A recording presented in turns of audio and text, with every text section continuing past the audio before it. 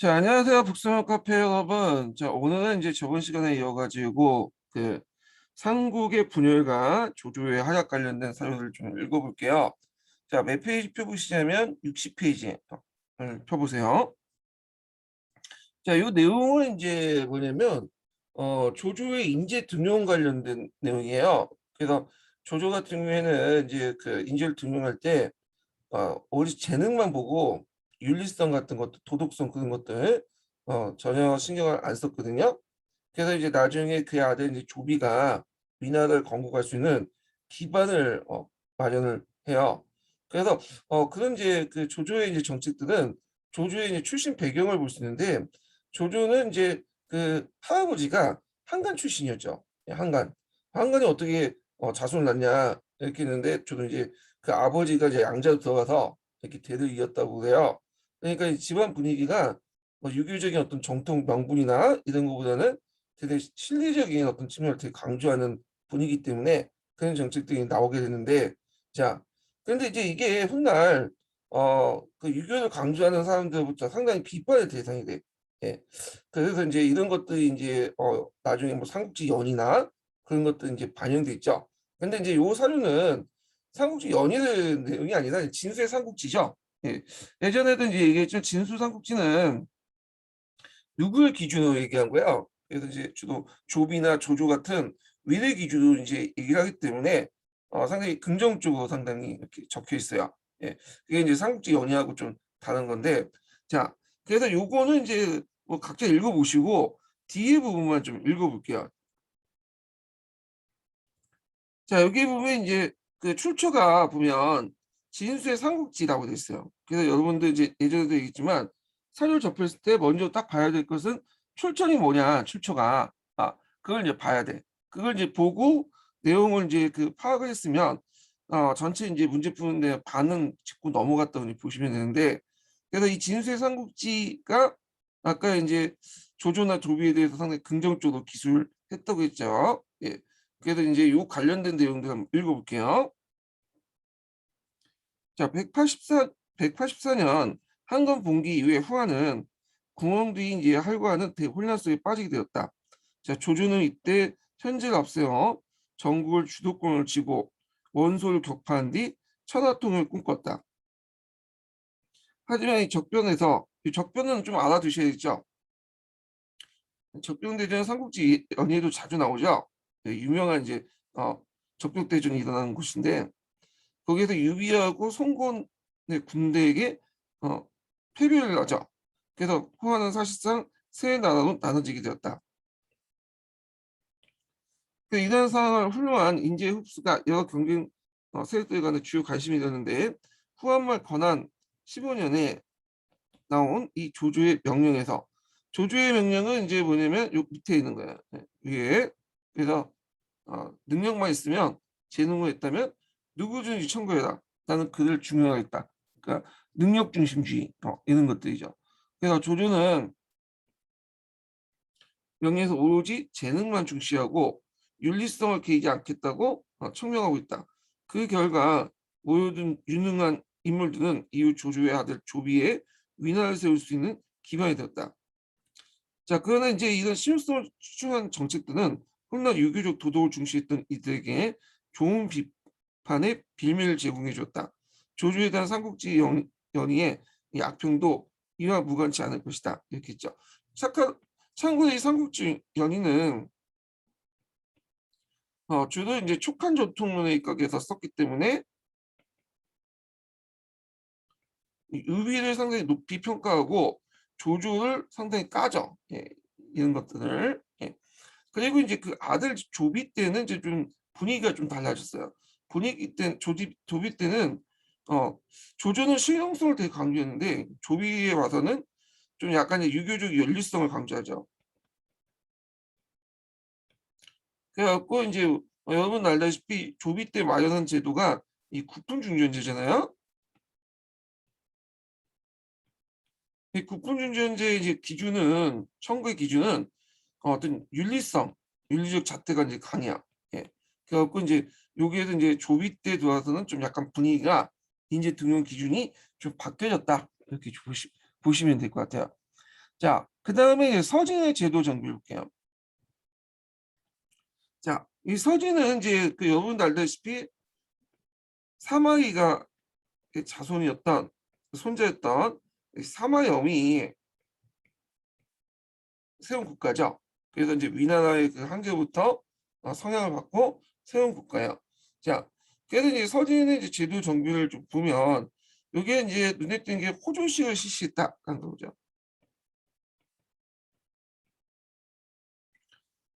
호주식이라는 것은 호를 기준으로 해갖고 세금을 걷는 거야. 예전에는 이제 한 달 때까지는 인해 기준으로 세금 걷죠. 그래서 호를 기준으로 이렇게 세금을 걷는 게 호주식인데, 예, 요게 예전에 기출문제에 나왔죠. 자, 그래서 이제 이후부터는 중국의 조세제도에서 기준으로 제일 중요한 게 토지의 기준을 정하는 그 일조평법 이전까지는 호를 기준으로 했어. 호를. 양세법도 그렇고요. 자, 그래서 이제 호를 기준으로 해갖고 세금을 정했다라는 게 특징이죠.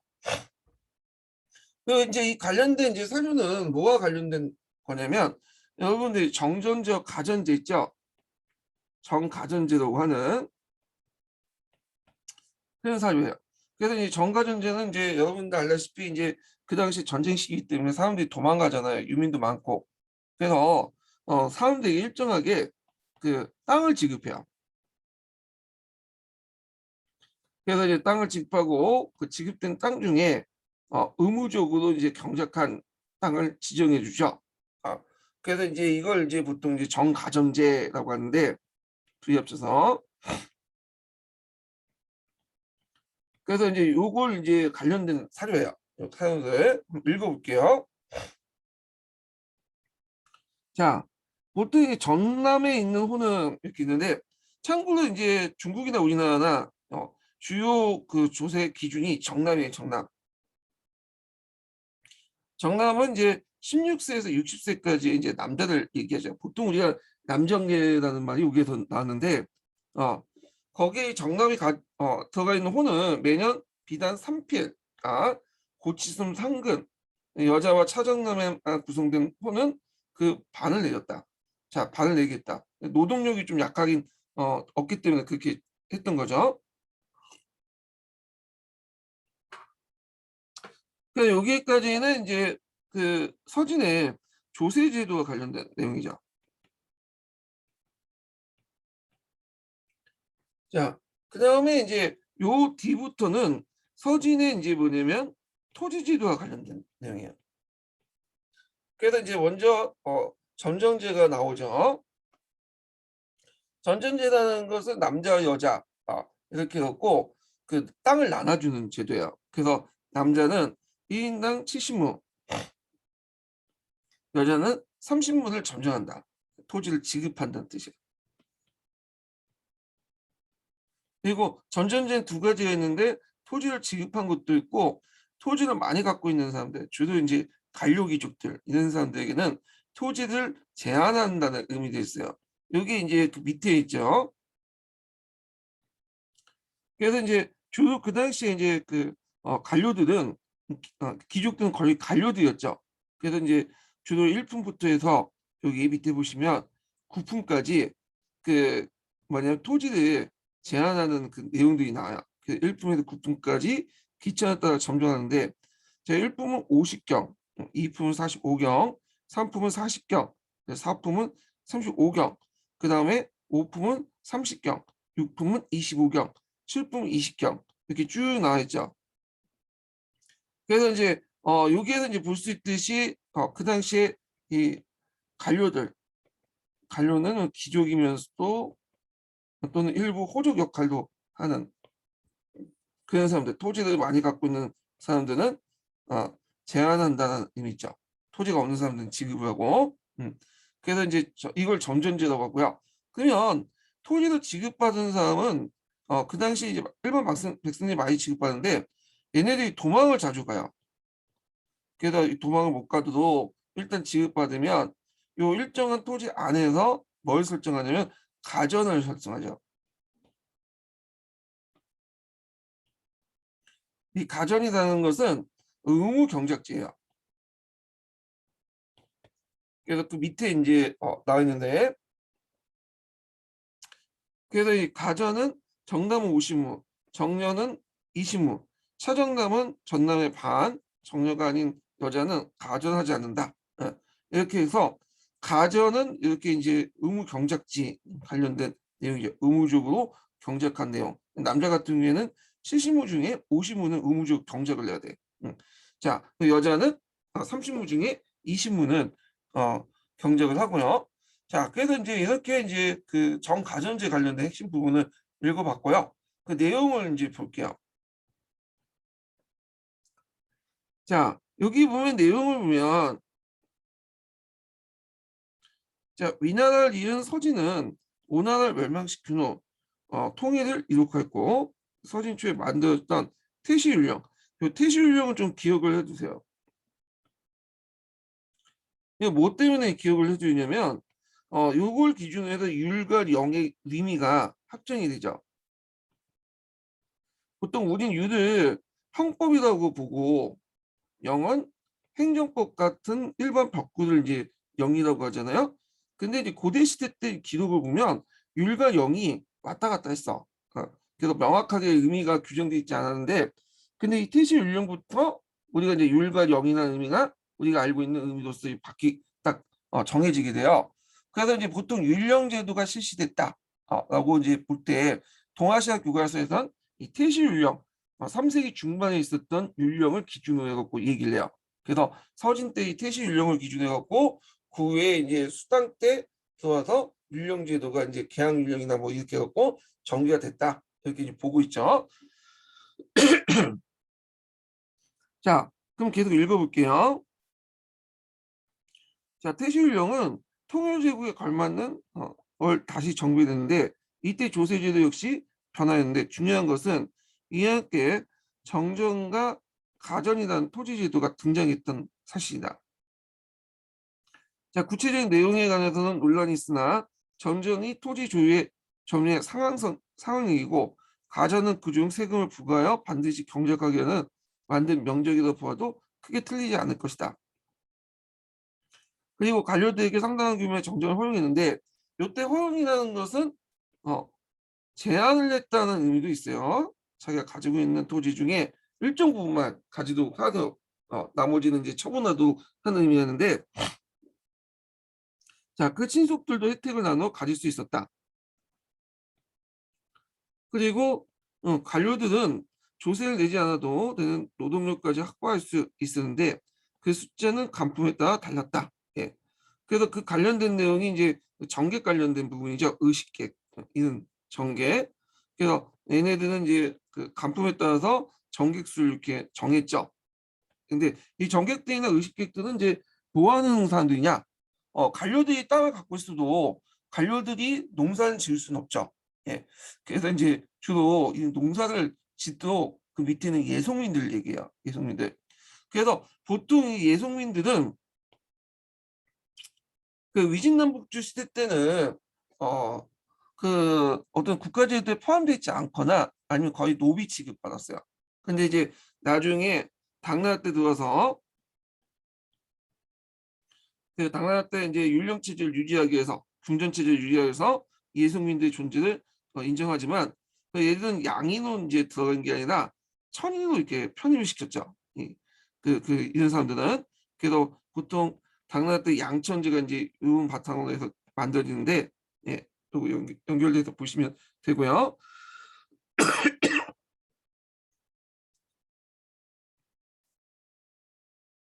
자, 이러한 제도는 이후 만들어진 조용제나 군전제 성구로 주목된다. 자, 그 다음에 전략 속에서 자립집단 이렇게 볼게요. 자, 이거는 이제 그 파랑의 난 이후에 그 세상이 혼란해지니까 그 호족들이 이제 집안 호족들이 자기들 이제 보호하기 위해서 좀 자기 예속민들 보호하기 위해서 오와 벽이라는 어떤 집단을 만들어요. 자, 그래서 이제 이런 오와 벽들이 그 후한마기 때문에 등장했는데 갑자기 선인 시대 때 등장한 건 아니고 그것이 파랑이 난 이후부터 더 가속화돼. 그래서 보통 한나라 때 이제 그 항총 단위는 향과 총이었잖아요. 근데 후한말 때부터 호족들이 등장하고 어 여러 가지 이제 뭐냐면 그런 그 도둑들이 많아지니까 그 자체 방어하기 위해서 호족들 중심으로 오와 촌으로 이제 개편이 돼요. 항촌이. 예. 항리가 예. 항촌이 아니라 오와 촌으로 개편되죠. 오와 촌 또는 오를 이제 벽이라고 또 얘기하죠. 오촌벽. 예. 그래서 향리라는 항촌 기본 단위가 오촌벽으로 개편됐다. 이렇게 기억을 해 두시고 나중에 당나라 때 이제 그 항촌의 기반은 그때 이제 위진남북조 때부터 이제 확산됐던 이 촌을 기준으로 한 거예요. 촌. 네. 그래서 당나라 때 항촌 그 말단 그 행정 단위가 이 촌인데 촌은 그 후한 때부터 이제 등장을 했던 그 위진남북조도 확산됐던 그의 조직에서 나왔다 이렇게 보시면 돼요. 자, 그러면 이제 요걸 이제 좀 볼게요.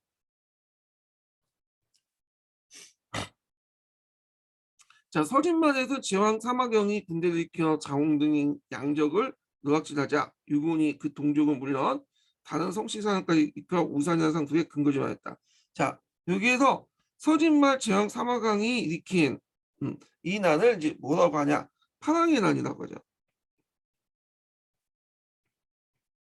그리고 이걸 혼란을 이제 틈타 가지고 영가의 난이 일어나죠. 그래서 이제 서진이 멸망을 하잖아요. 자, 그때 이제 유군이 외진 곳에 들어왔다고 안심하지 말고 혼란스러울 때는 함부로 하여서는 안 된다. 이웃에게 사납게 굴거나 다른 사람들 개간하는 곳을 침범하지 말라. 야, 나쁜 일을 꾀하거나 옳지 않은 것을 해서는 안 된다. 힘을 합쳐서 한 마음으로 위험과 어려움을 같이 극복해 나가야 한다고 훈계하자 무리들은 모두 따랐다. 그뒤 험한 곳에 요새를 만들고 새끼를 만들어 벽과 오라는 것을 수리하고 주위를 울타리쳤다. 자, 이 벽과 오 후한 말기 때 등장해서 의진남북조 시대 때 확산한 항촌 말단 조직 주로 후한 그러니까 호족들이 주로 이제 만들었죠. 호족들이 네. 그래서 향리를 대체를 했던 향촌 조직이에요. 자, 그 안에서 할 일은 헤아리고 경기도 침략하여 공평하게 작업하고 재물 나눠 가졌다. 자, 기물을 잘 수선하고 능력을 맞추어 이를 맡기니 만사가 순조롭다. 예. 그래서 이제 주로 이제 이런 역할을 했고 항천사를 이제 뭐냐면 예전의 역할을 이제 대체했고요. 그리고 도적들을 막는 역할도 했어요. 그래서 요 뒤에도 이제 있죠. 도적들이 싸움을 걸어도 섣불리 움직이지 않으면서 단지 물러가라고 경고했다. 도적들은 그 신중을 탐복하고 잘 정비된 태세를 두려워하여 결국 물러나갔다. 자, 그래서 이제 이런 그 당시 만들어졌던 벽이나 옥에 대한 관련된 내용인데 그 밑에 이제 내용을 좀 읽어볼게요. 4세기 초 파랑의 난 이후에 천하가 다시 혼란해지자 많은 이들이 무리를 지어 천연의 요지에 운거하여 독자적인 집단을 형성하였다. 유군이 지형 지문을 이용하여 만든 작은 성체는 그 전형적인데 오와 벽이라고 부르는 이 집단은 이전에도 존재했으나 후한 말기의 동란 이후에 군사적 지혜의 필요에 따라서 지속적으로 늘어난 추세였다. 자, 그런데 특히 주목할 것은 이 생활 공동체 안에서 중요한 역할을 수행한 지도자였는데 이런 인물은 바로 다음 시대에 이어간 사족 혹은 귀족의 모태가 되었다고 생각하기 때문이다. 그죠?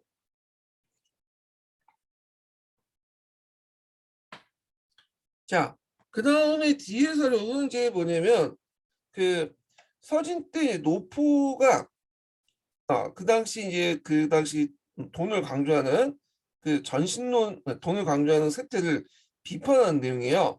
예. 그래갖고 이제 전신론이라는 책을 이제 썼는데 그래서 이제 그 당시 이제 그 현 시대에서 사회가 혼란스럽잖아요. 그래서 물질 만능주의가 확산됐나 봐요. 예. 그래갖고 이제 요런 것들 이제 좀 약간 통제하고 이런 것들 비판하는 내용들인데 이건 각자 읽어보세요.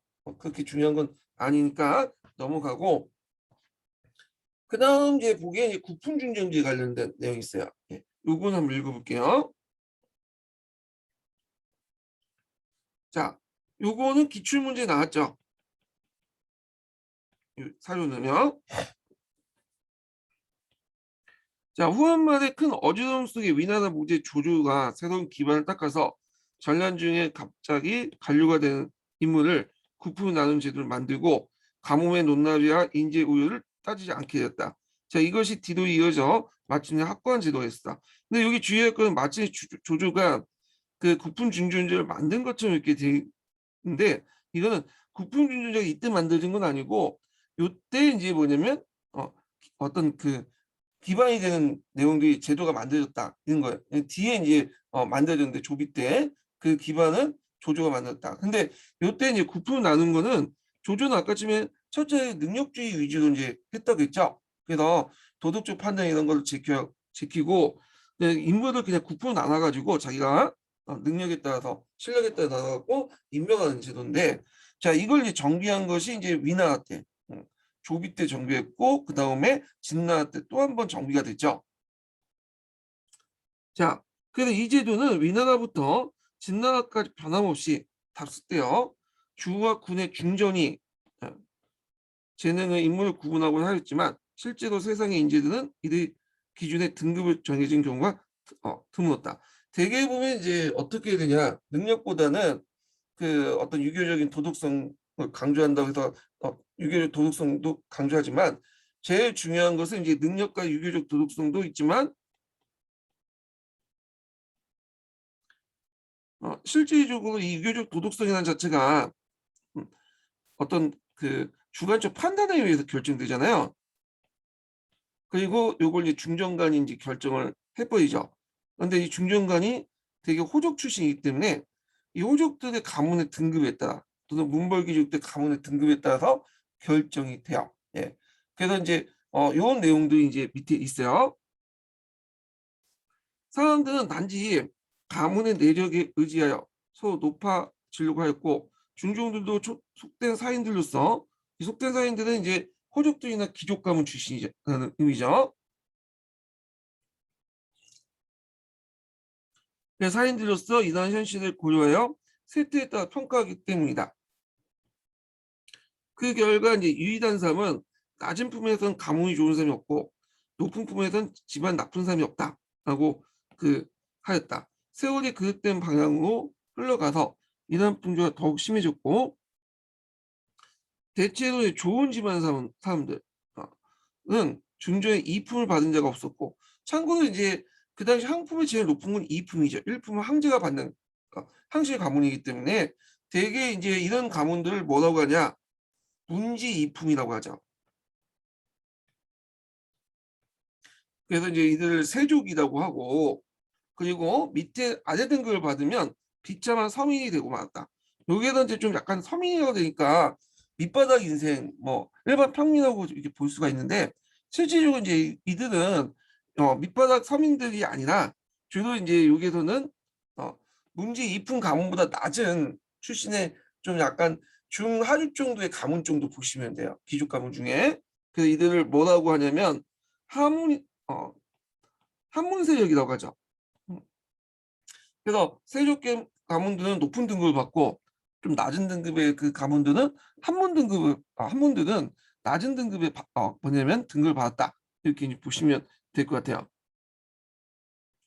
자, 그래서 이들이 이제 높은 가문을 받는 것은 사족, 세족이라고 하고 비참한 가문은 서족, 한문이라고 했다. 네. 그래갖고 이제 이런 건데 그래서 이제 이런 내용들 좀 기억을 해두시면 되고요. 그래서 이거는 후한 말때 이제 그러니까 위나라 때부터 시작한 그 제도가 나중에 변질됐다. 그 내용을 이제 얘기를 하고 있어요. 자, 그러면 관련된 내용을 보죠. 자, 후한을 대신해서 위나라가 세워질 쯤에 새로운 제도가 많이 만들어졌는데 이 국풍중전제 그 하나로서 중전에게 인재를 9등의 등급을 나누게 한 뒤 이들 기준으로 관료를 등용한 것이다. 자, 원래 이 제도는 능력의 위주로 관료 선발을 위해 고안된 방법이나 가문이 중시됐던 당시 사회에서 오히려 그 반대의 형상을 낳게 되었다. 중종으로부터 높은 등급을 받은 고귀한 사족은 미천한 서족보다 높은 간직을 차지할 수 있었으며 이들은 사회적 지위만 아니라 정치적 권력까지 가지게 되었다. 자, 이로 인해서 양자 사이에 넘을 수 없는 장벽이 생겼는데 국풍중 전제가 위진 사이의 사족들 중심으로 귀족 사회 형성이 중요한 제조 기반으로 여겨지는 것은 바로 이 때문이다. 그 본래 의도에 따라서 국풍중의 번질 과정에 대한 설명을 했다. 그래서 처음에는 지방에 참신한 인재들을 또 유교적 도덕적 윤리성이 높은 사람들 주로 등용하려고 했는데 그 기준 자체가 상당히 예민하고 중정관 자체가 이미 호족이나 문벌 귀족 출신이기 때문에 그들 안에 있는 어떤 가문의 격에 따라서 인재를 세습적으로 이제 선발하는 그런 이제 장치로 이제 바뀌었다는 거죠. 예. 자, 그다음에 호족의 성장과 이제 서진의 멸망을 볼게요. 자, 이거는 이제 어떤 내용이냐면 그때 서진 말기 때 파랑의 난이 일어나잖아요. 그래서 자기들끼리 치고받고 싸우는 과정에서 그 당시 이제 남홍로에서였던 유연이 그 틈을 타서 이제 뭐냐면 자기가 이제 나라를 세우고 한 나라를 세우고 그리고 뭐냐 결국에는 그 서진을 멸망시키는 그 관련된 내용들이야. 그래서 예전에 이제 그 파랑의 난, 영가의 난 나올 때 관련된 이제 사료라고 이제 보시면 되는데 내용 자체는 그냥 한번 읽어보세요. 여기 뭐 사건의 경과들이 쭉 나오는데 굳이 이걸 다 읽을 필요는 없을 것 같아. 예. 다만 이제 여기에서 이제 그 밑에 내용들만 한번 읽어볼게요.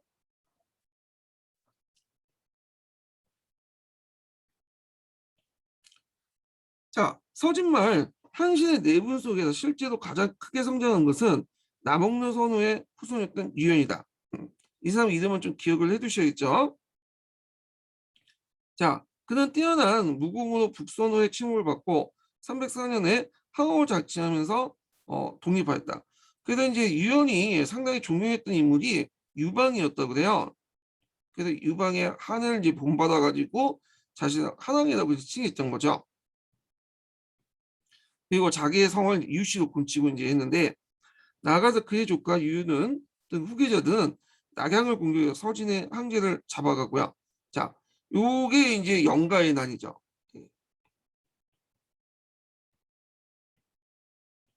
요 낙양이 이제 예전에 기출문제 나왔죠. 그리고 장안으로 도망간 민재까지도 쫓아가 결국 316년에 서진을 완전히 붕괴시켰다. 자, 이것은 바로 하북 지역에 있었던 516군의 난립한 분열 시대의 시작으로 중국 고대사의 주된 무대가 호족의 손에 들어온 계기였다. 자, 서진의 형씨는 건강으로 돌아간 달아난 뒤 동진으로 이어졌으나 자, 이때 건강에다가 혼자 난징이죠. 한족들은 그때까지 고등학교를 멸시했던 이들로부터 굴복한 이 사건은 특별히 치욕적인 사건을 기억하고 있다. 그러니까 영가의 난에 관련된 내용인데 이때 이 건강은 그 뒤로 이제 그 동진이 이제 수를 잡은 뒤에 송제양진 이 남조 국가의 수도였고 그 전에 또 이제 오나라의 또 수도였죠. 그래서 이제 요거 건강을 수도했던 강남 왕조를 어떻게 강남 6조라고 하죠. 이들을 통해서 강남 개발이 본격화되죠. 자, 그다음 전진의 남진 좌절과 남북 대치 상황의 고착 이렇게요. 자, 요걸 이제 보기 전에 예전에 얘기한 좀 56국 때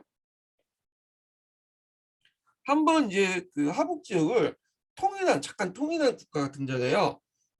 요 국가가 전진이야. 전진. 전진은 선비족이 세운 아니 선비족이 아니라 저족이 세운 국가죠.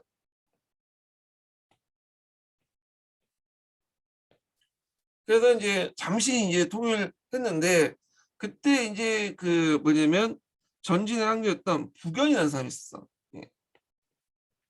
이 사람이 상당히 유능한 사람이었는데 이 사람은 이제 꿈이 뭐냐면 그 전국 통일이었어요. 천하 통일이었죠. 그래서 유교적인 어떤 지식도 가지고 있었고 나름대로 어떤 이제 중국적 천하관을 가지고 있었던 사람이었는데 자신이 진정한 황제가 되기 위해서는 그 남쪽에서는 동진을 먹어야 되겠다. 그렇게 생각한 거야. 그래서 상당한 군대를 데리고 한 70만 넘는 대군을 거느리고 동진을 쳤는데 비수대전에서 패하게 되죠.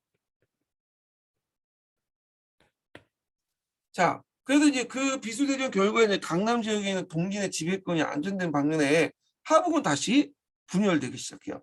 그래갖고 이제 분열됐다가 북위에서 다시 통일을 하게 되죠. 그래서 이 비수대전을 계기 위해서 그 양자강 북조에 에이수라는 강이 있어요. 에이수를 경계로 해서 남조와 북조가 분열된 형상이 고착화됐다. 그런데 이제 의미가 있는데, 자, 그래서 이제 요 내용들 이제 볼게요. 자, 여기에서 이제 보면 전진 황제의 어떤 북연의 어떤 특징이 나와요. 이 북연은 중국적인 어떤 마인드를 가지고, 예, 그리고 나름대로 중국적 황제가 되려고 했어요. 약간 이제 저족이지만 뭐냐면 약간 한족 마인드를 가지고 있었던 사람이다. 이렇게 이제 볼 수가 있는데 그 위해서는 천하를 통일해야겠죠. 자기가 진정한 황제가 되기 위해서는요.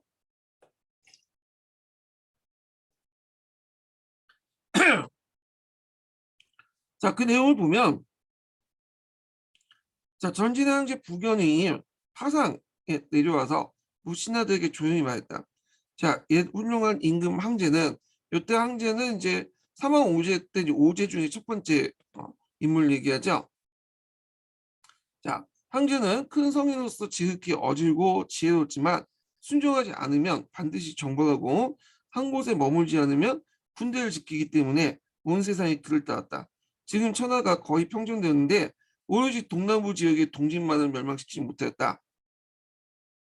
짐이 외란되게 큰 일을 맡아 그 책임을 지게 되었으니 어찌 강히 허송세월을 해서 대동을 시행하지 않겠는가. 대동이라는 것은 이제 그 밑에도 있지만 그 뭐냐면 보통 요순 시대 때를 얘기해요. 중국 정통 사상에서 유토피아적인 어떤 것들인데 요순 시대 때 모든 사람이 잘 사는 그런 시대를 얘기해요. 천하의 공이 확산되는 그걸 하기 위해서는 동진을 쳐야 돼. 그래서 그때 동진의 실권자가 누구였냐면 한온이라는 사람이었어요. 이 한온은 도적질을 생각할 때마다 장강의 동쪽 땅을 멸망시키지 않을 수 없구나 뭐 이런 얘기를 했죠. 그래갖고 이제 부대를 이끌어갖고 이제 성공했는데 그때 이제 군무만은 70만이 넘었다고 해요. 보병 60만 명, 기병 27만 명. 그런데 이게 이제 병력수는 되게 많죠. 예, 병력수는. 근데 문제는 한계가 있어. 다민족 국가야. 다민족 군대라는 뜻이죠. 그러니까 이제 저족뿐만 아니라 그 밑에는 이제 뭐 선비족도 있고 그다음에 뭐 한족 군대도 있고 등등 여러 이제 잡다한 군대도 구성돼 있어요. 자, 근데 이제 문제는 이들이 단합이 잘 안 됐어. 단합 안 돼가지고 그냥 이제 황제가 명령하니까 억지로 끌려온 그 군대들이에요. 그래서 그 강을 건너는 과정에서 성봉에서 공격을 받으니까 얘네들이 이제 단합된 군대 같은 경우에는 어떻게 됐어요? 열심히 싸우겠죠. 그런데 얘네들이 단합되지도 않고 부족불로 이렇게 나눠져 보는 군대다 보니까 이 아프가니스탄 군대처럼 수는 많지만 금방 무너지게 돼요. 예. 그러면서 이제 뭐냐면 도망쳐 나가죠. 그러니까 선봉 부대가 무너지니까 뒤에 있는 부대들을 그냥 싸워보지도 않고 이제 도망을 가버려요. 예. 결국에는 이제 뭐냐면 북연도 이제 뭐 싸우다가 화살도 맞고 도망가다가 이제 나중에 죽게 되고 그래서 이 전투 과정에서 이제 크게 패해서 결국에는 이제 서진이 전진이 붕괴되는 이 시작하죠. 요 과정들이 그 밑에 있어요. 요거는 뭐 각자 읽어보시고 그러면 그 내용을 이제 좀 볼게요.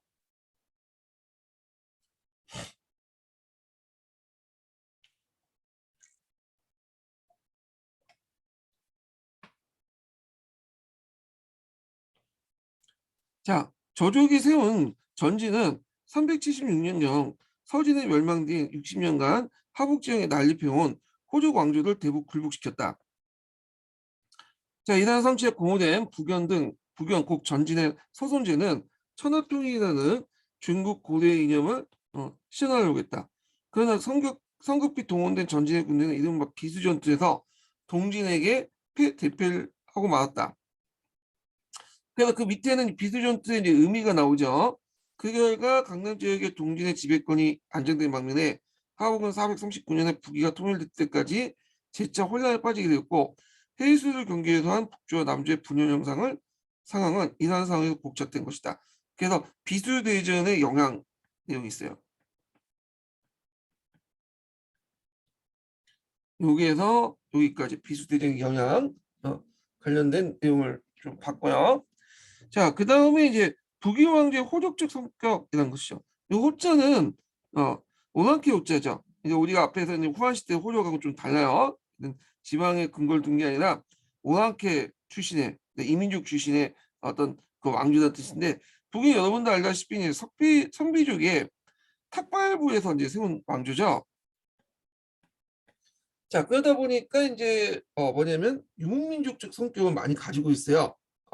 그래갖고 이제 그 관련된 내용인데 여기 이제 그 관련 내용은 그 뭐냐면 비문 내용이야.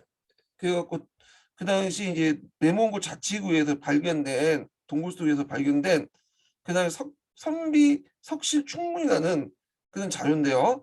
거기 내용들이 이제 주로 뭐냐면 그 당시 이제 그 탁발도가 태무제죠.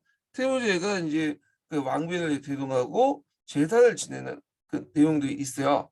그래서 이제 이 제사 내용들이 이제 주로 있는데 이 제사 방법은 그 어떤 방법이 있어요? 중국식 정통 그 제사 방법이 아니라 선비족 나름대로 제사 방법을 가지고 제사를 지낸 거겠죠. 자, 그래서 이제 요 관련된 내용도 있는데 뭐 이거는 각자 읽어보시고 다만 이제 거기 밑에 있는 내용들만 읽어볼게요.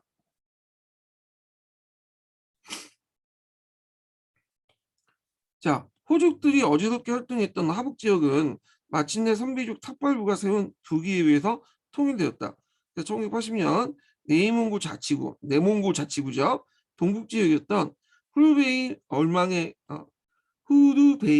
얼맹에 있는 가세동의 동굴에서 발견된 선비 석실 충문은 북위 국가의 성격을 잘 보여준 시기 자료였다. 자, 이를 통해서 선비족 탑발부의 초기 발언기가 분명히 확인되었으며 아울러 이들이 하북 지역을 통일하여 중은의 왕조로서 확고히 자리 잡은 뒤에도 여전히 호족의 성격을 가지고 있었던 것을 알 수 있다. 그러니까 국가의 제사에서 말을 제물로 사용했고 황제와 황후를 가한 가돈으로 불려 유목민의 특성을 명확히 나타나고 있다. 그래서 가는 이제 칸이라고 이제 음치한 거고 간도는 이제 발음은 정확히 모르겠는데요. 원래 발음이 가도는 이제 황후를 가리킨 거죠.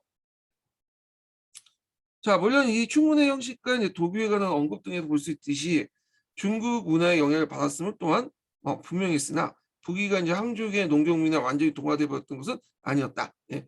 그래서 이제 선비족이 완전히 동화된 거는 후에 이제 홍제 이후부터죠. 예. 아직까지는 남아 있었고 그 당시 태무제 같은 경우에는 불교를 탄압하고 도교를 강조하는 왕국도 유명하죠.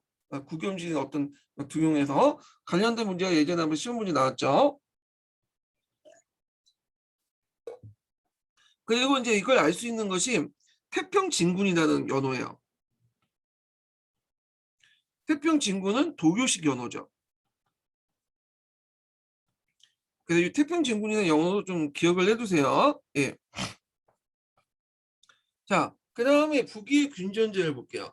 자, 북위의 균전제는 여러분 알다시피 노전, 상전 해갖고 이렇게 나눠준 건데 홍우제 때 실시한 제도죠.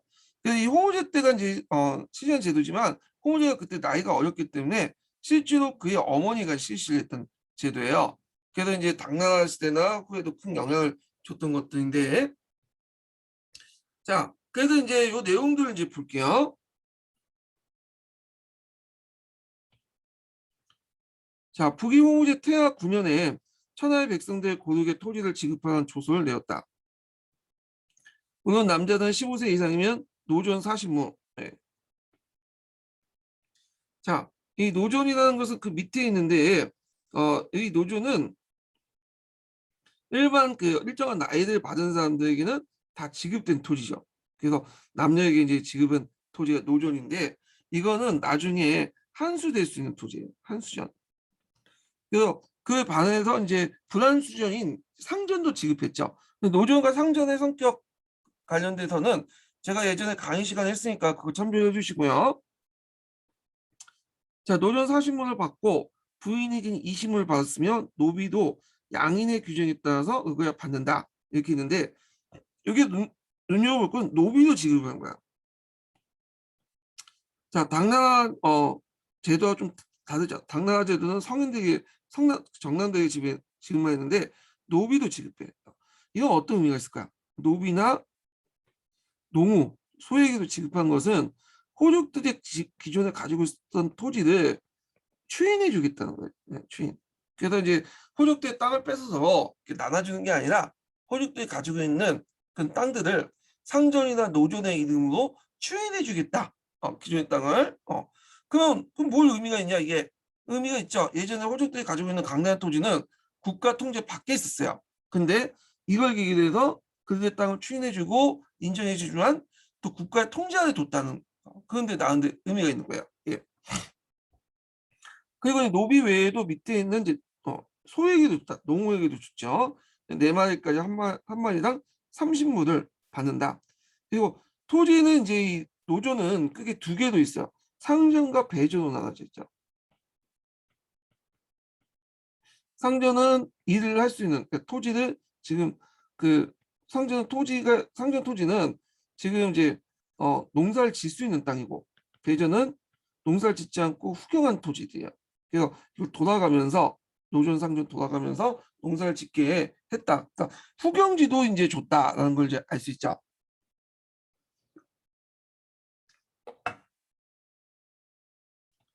그래서 토지는 대개 후경을 고려해서 이 규정에게 배를 주고 3년마다 한 번 경작한다면 이 규정을 3배 주어서 백성들이 실제로 균전인 만큼 경작할 수 있게 하여 토지를 반환하거나 받을 때 그것이 모자라지 않도록 대비했다. 그래서 상전과 함께 배전도 지급했다. 이렇게 이제 보시면 되고요. 그 다음에 뒤에 넘어가서 상전 관련된 내용이 있어요. 상전. 자, 상전은 이제 불안수전이죠. 도전과 달리 한수가 안 되는 불안수전인데 이 상전의 의미도 뭐 여러 가지 써 있지만 기존의 토지를 인정해 준 거다라고 이제 학자들 보고 있어요. 예. 자, 그래서 이제 기존의 토지는 그 당시 이제 자기 토지를 경계할 때 그 주변에 뽕나무를 심었거든요. 그래서 그게 상전이 됐다. 이렇게 이제 있는데 근데 이 노전이라는 것도 원래는 한수전이었는데 한술라면 솔직히 말해서 누가 경쟁을 있겠어? 내가 자기가 열심히 이제 한술 해갖고 이 그 경작기를 일궜는데 숙전화 시켰는데 한술하면 갖다 버릴 거 아니에요? 그래갖고 결국에는 노전이 어느 정도 숙전화되면 이렇게 자기가 이제 개발을 하면 상전화 시켜버려요. 그래서 실제로 이제 나중에 노전도 상전화됐다 이렇게 보시면 될 것 같아요. 이것도 자 그만 볼게요. 자, 상전은 모두 대를 이어서 상속된 것으로 자신이 죽더라도 나라를 반환하지 않고 항상 실제로 관리할 수 있는 이에게 넘겼다. 그래서 법으로 규정된 상전보다도 많은 경우는 많은 경우 받지는 않고 주진 않으나 부족한 경우는 법대로 상전을 받아서 나무를 심겠다. 이때 나무는 이제 뽕나무죠.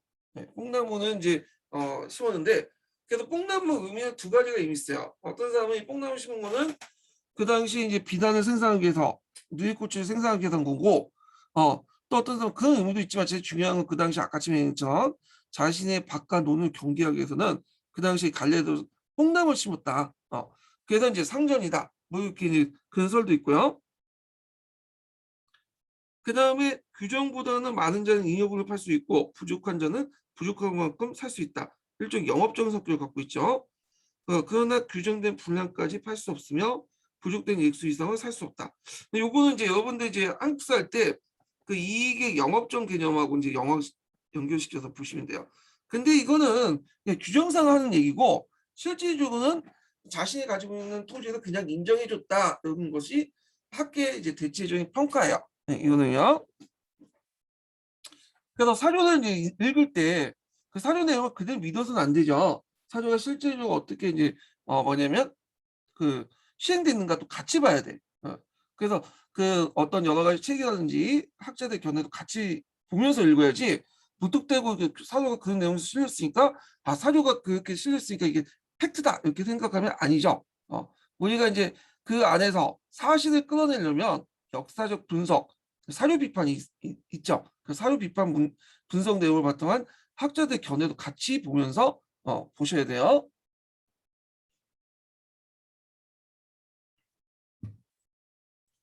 자, 그 다음에 마전을 이제 따르는데 이 마전은 이제 성격에 대해서 뭐 여러 가지 성격 얘기가 있어요. 그래서 이제 주로 이제 이 마전은 여기서 볼 수 있듯이 그 삼을 심는 것이다. 네. 토지인데 또 왜 마전을 줬냐? 이거는 이제 그 당시에는 면직물이 아니라 목할 심는 면직물이 아니라 주로 삼배를 심고, 네. 그러니까 삼을 심고 거기에다 삼배를 이제 짜갖고 옷을 입었죠. 그래서 이런 것들 마전이 필요했어. 그래서 마전에 관련해서는 뭐 한수전이다, 불한수전이다. 그거에 대해서 두 가지 견해도 있어요. 자, 그래서 이제 이렇게 중요한 내용도 한번 읽어봤고요. 그러면 그 밑에 한번 읽어볼게요. 자, 북이홍우제 태학 9년에 공포된 균전 법령은 토지 분류나 그 지급, 한수의 대상들을 치밀하게 규정하고 있다. 그래서 당대까지 유사한 형태에 이어진 이러한 토지 관리 방식을 보통 균전제라고 한다. 단 여기에서 볼게 이제 노비나 소에게 노령을 지급한 것은 이 시기의 토지는 제도는 토지의 공평보다는 경쟁 능력에 따라 노동력에 따라서 분배되는 그 목적이 있는 것처럼 보인다. 물론 가다한 토지를 가진 지주층을 압박하는 효과도 있겠지만 오랜 전란을 겪은 하북 지역에 농민들을 정착시켜 생산을 높이는 방법도 있을 것이다. 중국에서는 이러한 경작지를 고르게 나눈 균절 이상으로 삼고 여겨왔는데 이걸 이제 대표적으로 볼 수 있는 토지 제도가 정전제죠. 정전제. 자, 이것이 현실적으로 이처럼 토지의 소유를 제한함으로써 안정된 농민층 확보를 위한 수단이었던 걸 경우도 많았다. 뭐 이렇게 있고요. 자, 그 다음에 호무제 하나 정책 볼게요. 자, 호무제 하나 정책은 관련된 사료는 그 동아시아 교과서에도 상당히 많이 나오더라고요. 이 관련된 사료가. 예. 그래갖고 이제 호무제 여러분들 알다시피 이제 그 사람이 이제 그 어머니 대신에 친정을 하면서 수도를 이제 낙양에서 낙양 옮겼죠. 그리고 하나 정책을 하잖아요. 호복 착용을 금지하고 그 다음에 이제 호우를 금지시키고 이런 등등을 했고 그 다음에 이제 여러분들 알다시피 이제 뭐 자기 성씨도 곤쳐놓고 원시도 곤치고 그런 여러 가지 하나 정책을 했지만 이게 나중에 부작용 때문에 육지의 반란이 나오고 그래서 이제 어떤 선비족의 어떤 분열을 일으켰잖아요. 예. 그 관련된 내용인데 한번 읽어볼게요.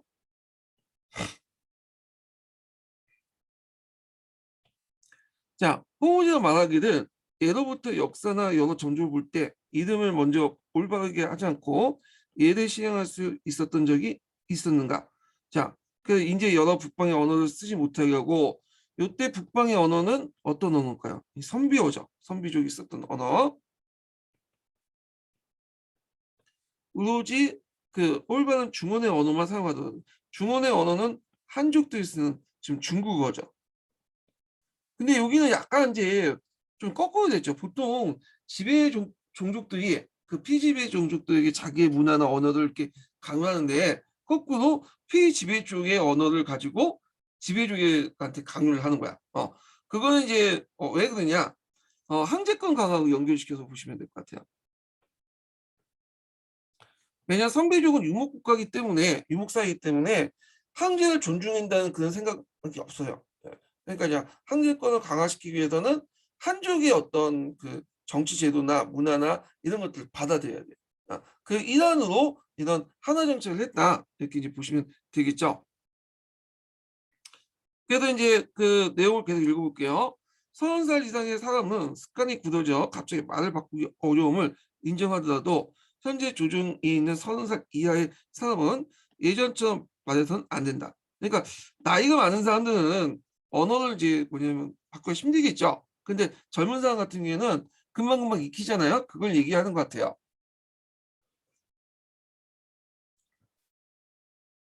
자, 만약 고의로 북방의 언어를 쓴다면 마땅히 자기를 낮추고 관계에서 내칠 것이다. 그래서 이제 각자 깊이 경계하도록 하라 해갖고 이제 있는데 요 내용들 이제 좀 읽어보시면 되고요. 자, 그 다음에 북방의 언어 외에도 뭐 여러 가지 의복제도나 이런 것도 다 뭐냐면 호족 같은 거, 호풍도 금지시키죠. 그 밑에 있죠. 예전에 호복 금지 조치를 어기고 있는가 하는 내용에서 그 당시 언어뿐만 아니라 이런 옷 스타일도 다 뭐냐면 한족 스타일로 바꿔라 이런 이제 명령을 내리고 있어요. 자, 그러면 관련된 내용들 한번 읽어볼게요. 자, 하북 지역을 확실히 장악한 홍은지는 중원의 중심인 낙양으로 천도할 것을 결정했다. 자, 그리고 이듬해 호북의 착용을 금지하였으며 북방의 언어와 대비된 올바른 언어, 곧 중원 지역의 한어를 관료들이 강제하였다. 자, 이러한 정책들은 선비족의 탁발부가 세운 부기를 중국의 정통적 왕조 탈바꿈하려는 시도였다. 실제로 이쯤에 원래 성신 호성보다는 한족과 동일하게 바꾸도록 했고, 그러니까 그 선비족의 어떤 성보다는 한족식 성으로 바꾸는 거야. 그래서 이제 보통 그 당시에 이제 선비족 성들은 두 개의 성을 썼나 봐요. 곡성을 썼는데 이걸 단성을 고치죠. 그래서 항시의 성이었던 탁발도 원슈로 변경했다. 원이라는 건 으뜸원자야. 으뜸원. 그래서 그 다른 성보다 더 으뜸하다. 뭐 그런 의미로 바뀐 것 같아요. 근데 이런 것은 이제 선비족으로서 정체성을 부정하는 거잖아요. 예. 그래서 여러 가지 문제점이 일어나. 그러나 북방에 이주한 호족들로서 자기의 정체성을 부정은 군사력이 약하는 물론 거센 사회적 반발을 일으켰고요. 특히 이제 6세기 북방의 군사력 육진 중 육진이라는 것이 있어요. 이게 더 반란인데 대개 보면 이제 상류층들, 그러니까 선비족 상류층은 그 밑에 낙양이 있었지만 중하류층들은 대부분 육진에서 이제 뭐냐면 군인으로서 방비를 하고 있었거든요. 근데 중앙의 이런 조치들이 밑에 있는 이제 그 육진까지 먹혀들지 않겠죠. 그리고 이제 불만이 쌓이게 되고 결국 홍은지가 죽고 나서 육진의 반란이 나요. 물론 이제 육진의 반란은 이제 진압은 했지만 이 진압하는 과정에서 이제 뭐냐면 북의 왕조가 약해져서 결국에는 망하게 되잖아요. 자, 육진의 반란은 그 단적인 예로서 이후 북위는 분열되고 동이와 서위도 분열되고 호풍을 중시하는 세력들이 다시 역사의 주도권을 지게 되었다. 네, 이렇게 있고요. 자, 그래서 이제 서희와 동이가 이제 만들어졌죠. 이렇게 분열돼갖고. 그래서 서희와 동이 때는 이제 거꾸로 이 한족도 문화가 아니라 선비족 문화를 강조하는 그런 이제 그 내용 것들이 일어났고, 그리고 이제 나중에 이제 여러 이제 뭐냐면 그 정복 사업을 거쳐갖고 그 당시 이제 그 서희를 계승한 북주가 전국을 이제 통일하게 되잖아요. 예. 그래서 이제 요 관련된 내용도 있는데 요거는 각자 읽어보세요. 이런 것들은 그 내용만 좀 읽어볼게요. 자, 북위에는 말기에 업과 장안에서 도읍을 둔 업에 도읍을 둔 것은 이제 주로 동이고요. 동이가 나중에 북제가 되죠. 그리고 장안에 도읍을 둔 것은 서희죠. 자, 서희는 북주가 되죠. 나중에 그 북주가 경쟁을 하다가 결국은 북주가 북주를 먹어버리고 나중에는 이제 그 남조에 있는 진을 멸망을 시키죠. 그래서 통합을 해버리죠. 그래서 억과 장안의 도읍을 준 동이와 서희도 분열됐고 동이와 서희는 이제 예전에 기출문에 나왔죠. 위치 물어본 거. 자, 이 두 나라의 이제 실권을 짊어졌던 고왕과 우무태의 아들들이 결국 북지와 북준한 새 왕조를 여는데 순하는 바로 이 북주를 계승 왕조였다. 자, 그런데 이러한 변화를 이끈 인물들은 대부분 호족이거나 그 영향을 많이 받은 홍은지의 하나 정치의 반발 이들이었다. 자, 서희가 남조의 양나라를 공략하여 훈양이라는 계대 정권을 세움으로써 그 통일의 첫발을 내딛을 때 훈양은 예전에 한번 얘기했을 거예요. 양자강 중류에 세워진 그 뭐냐면 계대 정부야. 예. 그래갖고 이제 훈양이 있었기 때문에 그 당시 진이 있었죠. 마지막 그 남조의 진은 통치 영역이 그 예전에 양나 때 비해서 반밖에 안 됐어. 예. 주로 이제 양자가 하루만 지배하고 있었죠. 자, 우량이나 계대 정권을 세움으로써 통일의 첫발을 내딛었을 때 북이쪽에 있었던 36개 나라 99개 성씨를 복원을 시도했는데 이것은 꼭 호족의 정체성을 명확히 했다. 그래서 종전에 이제 한무제의 어떤 그 정책과 그냥 반발로 이제 호송을 이제 다시 부활시켰던 거죠.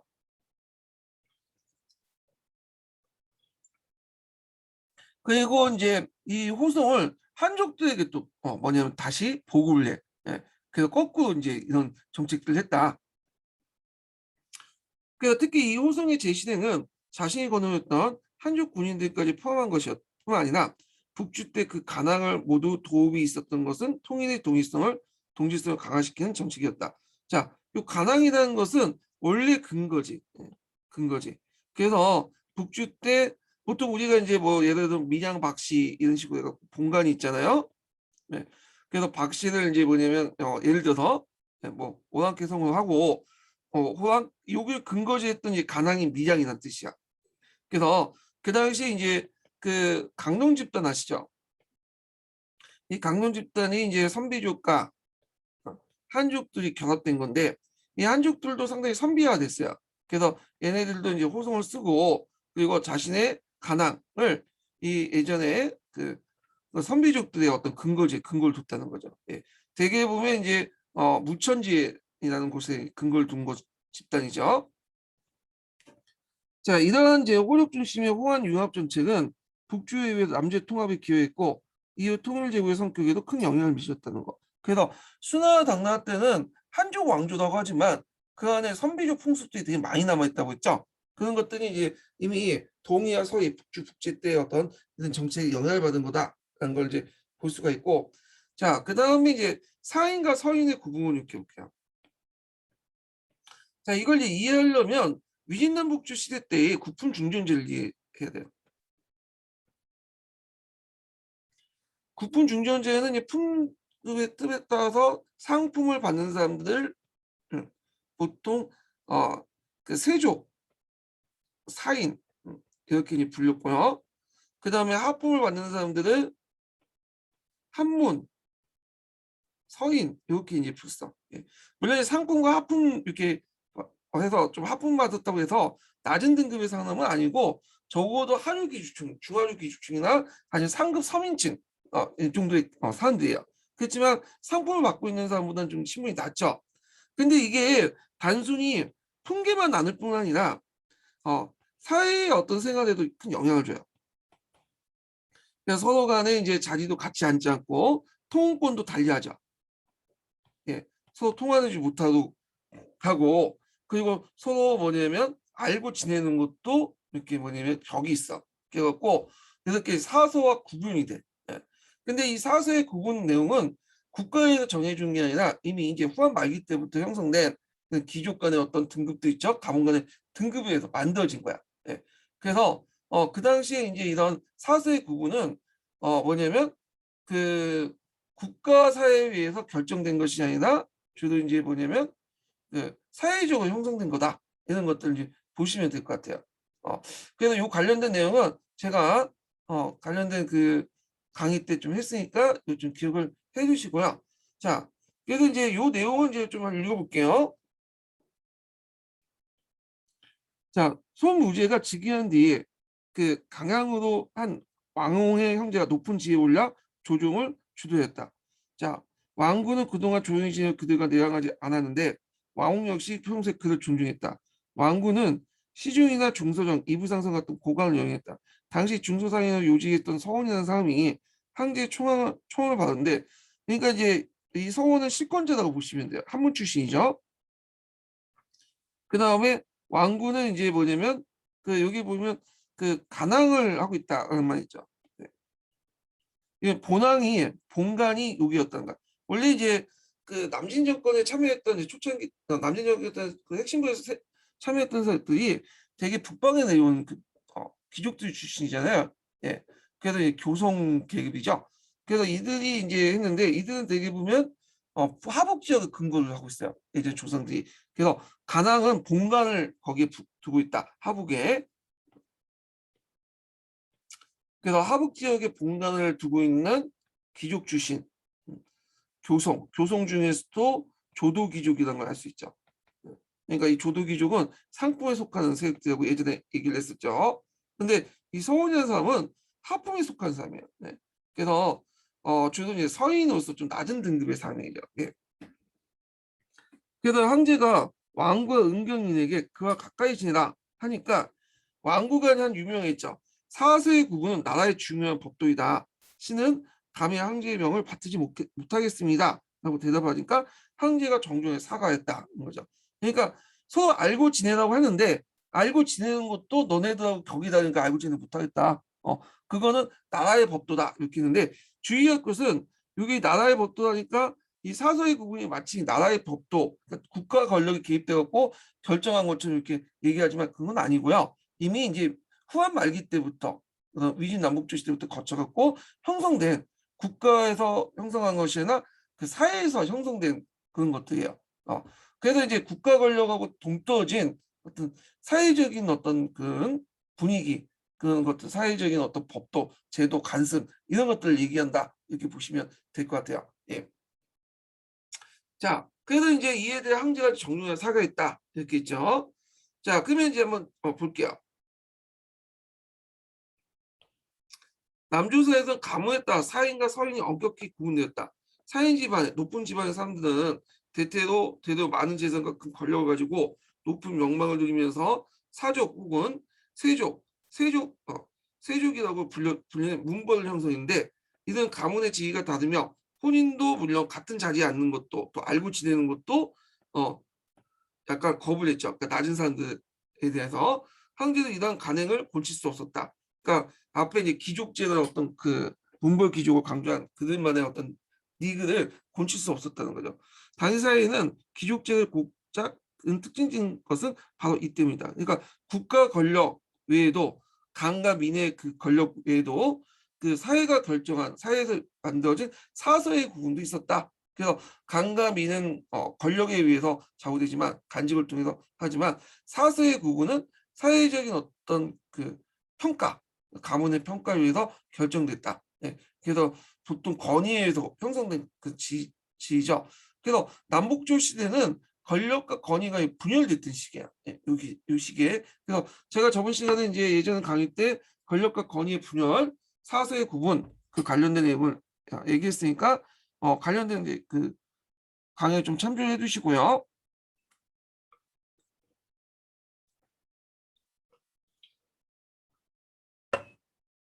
자, 첫 번째 인증번호 알려드릴게요. 첫 번째 인증번호는 77번입니다. 네, 첫 번째 인증번호 77번입니다.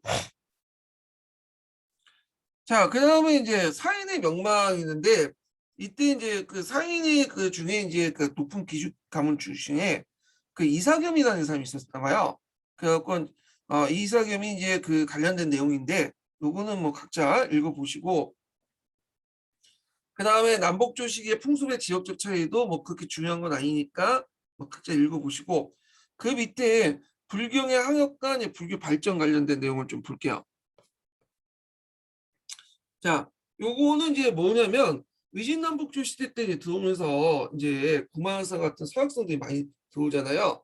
그래서 이들에 의해서 이제 불경이 번역하기 시작해요. 이걸 구역경이라고 하죠. 그래서 이 관련된 내용이에요. 이거 예전에 한번 시험 문제 나왔던 거죠. 구마사 관련돼서. 그래서 이제 내용이 많으니까 좀 다 읽기는 그러니까 그 뒤에 구마사 관련된 내용들만 읽고 넘어갈게요. 자, 뒷단어 76쪽을 보면 여기 중간을 보면 네. 자, 여기 볼게요.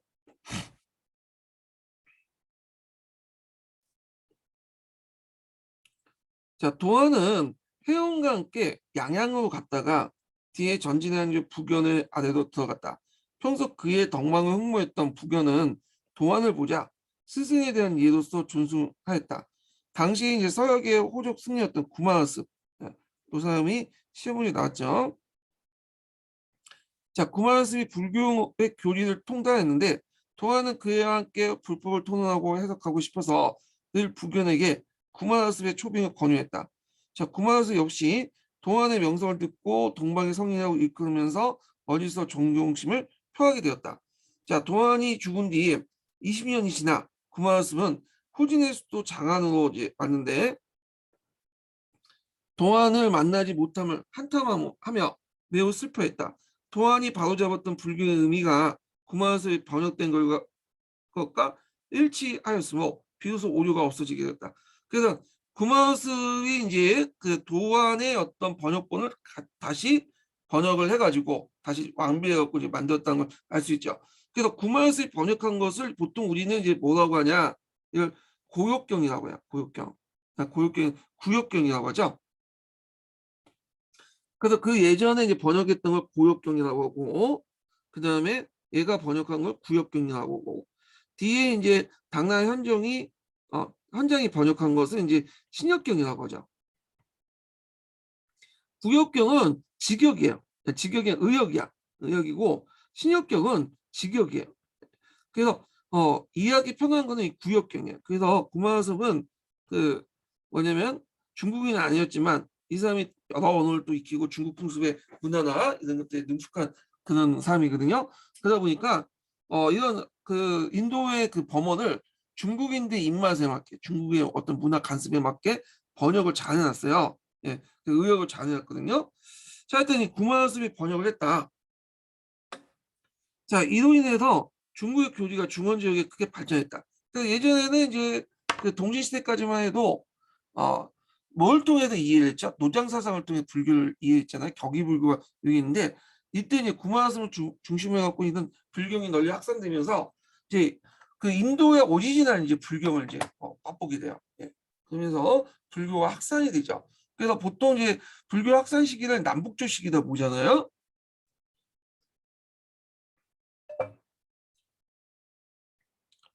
자, 이때 구마스는 후진의 형제 용의 존경을 받았는데 장안의 초당사의 불교의 뜻을 밝은 학자들 800명 모아서 경전들을 다시 번역하였다. 이렇게 있고요.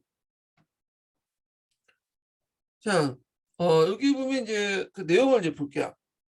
후한 때 중국에 전해진 불교는 5, 16국 시대에 크게 발전했다. 이때 천축과 서역 출신의 승려들이 역경 작업이 중요한 역할인데 이 천축이라는 것은 이제 인도를 얘기한 거고 천축국. 자, 그 다음에 서역은 이제 여러분들 알다시피 오아시스에 있는 국가들 얘기하죠. 그래서 이들이 역경 작업이 중요한 역할을 했다. 호족의 군주들은 이를 적극 도왔다. 이제 호족들은 이제 불교를 이제 강화시켜서 자기를 이제 불교 부처로서 이제 뭐냐면 이렇게 만들어서 마음껏 강화시키려고 했죠. 예. 그래서 이렇게 해서 이제 적극 도왔는데, 자, 예를 들어서 구마습은 장안에서 많은 불교를 번역하여 중국 불교에 큰 영향을 미칠 수 있게 한 것이 바로 강족의 황제 용이었다. 이렇게 있죠. 자, 이것은 외대 종류의 불교가 중국에 정착하는 과정에서 호족대 기여가 적지 않음을 뜻했다. 물론 이런 활동에는 도안 같은 중원 출신의 승려들도 동참하였으며 후대에 갈수록 이와 같은 인물이 많아지면서 중국의 불교는 점차 독자적인 성격을 강화했다. 이렇게 보시면 될 것 같아요. 예. 자, 그 다음에 이제 북조에서 이제 시용 기술 발전 내용이 있는데 요거는 좀 쉬었다가 이제 진행을 하겠습니다. 예.